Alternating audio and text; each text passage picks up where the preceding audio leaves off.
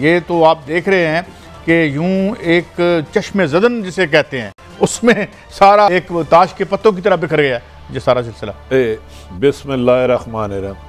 काजी साहब, तालिबान ने एक नए अहद का आगाज़ कर दिया है। अभी जो फरमा रहे थे, दुनिया का सबसे बड़ा सुपर पावर का इत्तेहाद, अमेरिका का, पूरी दुनिया की सबसे ताकतवर इत्तेहाद, 20 साल लग के वो कामयाबी नहीं हासिल कर सकी। इस वक्त अफगानिस्तान में काबुल समेत हर सरकारी इमारत पे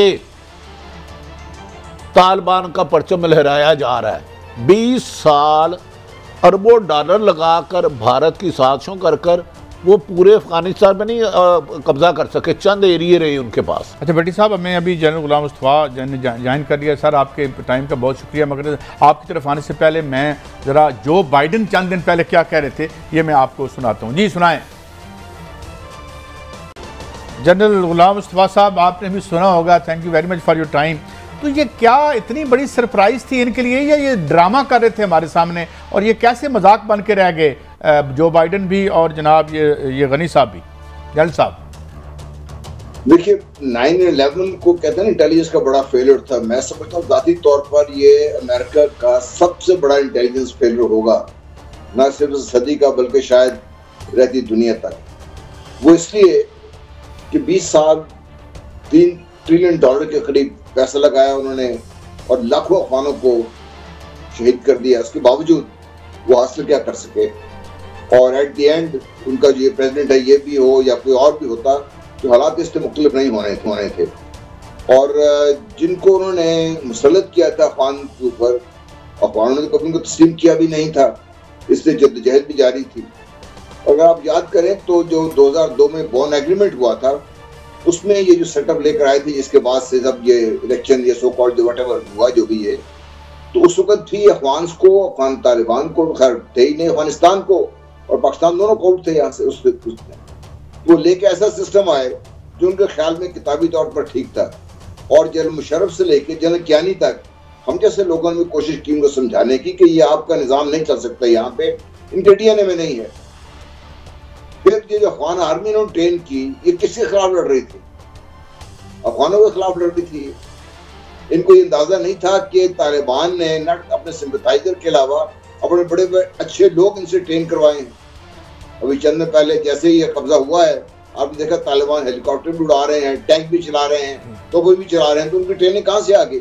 इन्होंने दी सारी ट्रेनिंग उनको। फिर अमेरिकन खुद, उनकी नेटो फोर्सेस थी, वो तो लड़ने को तैयार नहीं थे। वो दू लड़ाई में या गुरिल्ला जंग में इनके साथ कभी इन्वॉल्व नहीं हुए तालिबान के साथ। उन्होंने हेलीकॉप्टर का इस्तेमाल किया, गनशिप हेलीकॉप्टर का इस्तेमाल किया, एयरफोर्स का इस्तेमाल किया, वो सारा कुछ। अच्छा मुझे जल साहब, आई एम सॉरी, एक बड़ी इंपॉर्टेंट बड़ी साहब यहाँ पे एक बात बताऊं। शाहजेब वाला लाहौर से हैं और इस वक्त वो फ्रेसी में पनाह लिए हुए हैं काबुल में, तो मैं एक उनसे हम टेक लेते हैं और फिर बात को आगे बढ़ाते हैं। शाहजेब वाला साहब, आप मुझे सुन पा रहे हैं? जी सर, मैं सुन पा रहा हूँ आपको। शाहजेब साहब, क्या सिचुएशन है, सिक्योरिटी की क्या सिचुएशन है, और लोगों के बारे में जो कहा जा रहा है कि जनरल एमनेस्टी है और बिजनेस एज यूजुअल है या नहीं? वाला साहब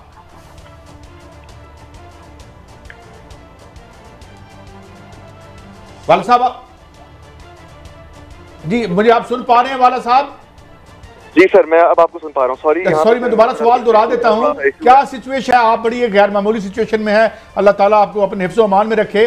तो क्या हालात क्या है? बिजनेस एज यूजुअल है? तालिबान जिस तरह कह रहे हैं कि लोगों को जनरल एमनेस्टी होगी और बिजनेस एज यूजुअल चलता रहेगा, आपके पास क्या खबरें हैं?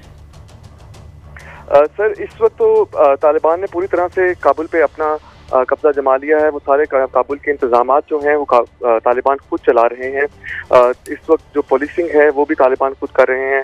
मैं इस वक्त ग्रीन जोन में मौजूद हूँ। तो ग्रीन जोन के बाहर जो चेक पोस्ट हुआ करती थी अफगान नेशनल आर्मी की, उसको तालिबान ने टेक ओवर कर लिया है और हर आने और जाने वाले बंदे की चेकिंग जो है वो तालिबान खुद कर रहे हैं।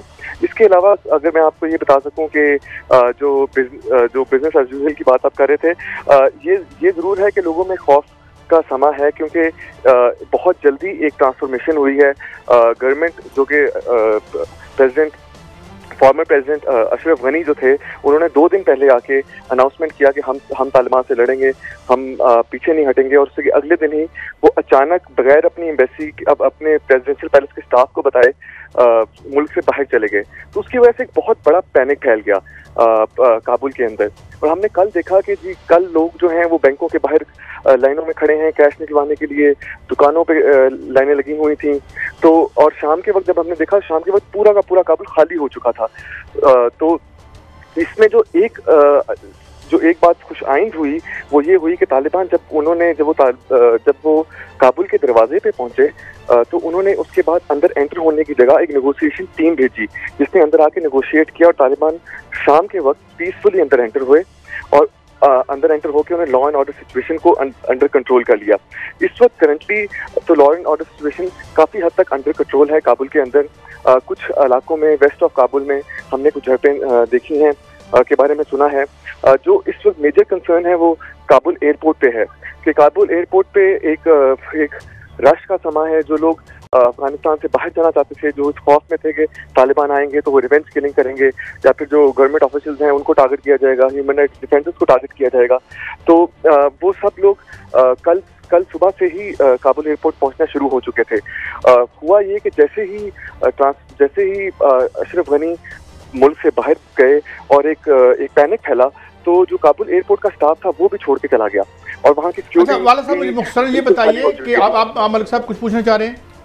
मैं अब ये पूछना चाह रहा हूँ, जिस तरह ये जो लोग एयरपोर्ट गए हैं, ये क्या कॉमन सिटीजन हैं या वो लोग हैं जिन्होंने अमेरिकन के साथ काम किया है? क्या फियर है उनके लिए? मतलब मैं असल आपसे ये पूछना चाह रहा हूँ क्योंकि आप पाकिस्तानी, आप समझ सकते हैं कि अगर पाकिस्तान का अगर सरहद खुले तो क्या ये इसी तरह हजूम पाकिस्तान में भी आएगा? आप क्या ऑब्जर्व कर रहे हैं वहाँ पे? सर अगर मैं आपको बता सकूँ, कल सुबह के वक्त मैं खुद एयरपोर्ट पे था, सुबह 7 से 8 बजे के दरमियान में हम वहाँ पे गए थे देखने के लिए कितने लोग आ रहे हैं। सुबह 7 से 8 के दरमियान इतनी ज़्यादा तादाद लोगों की आने की नहीं थी।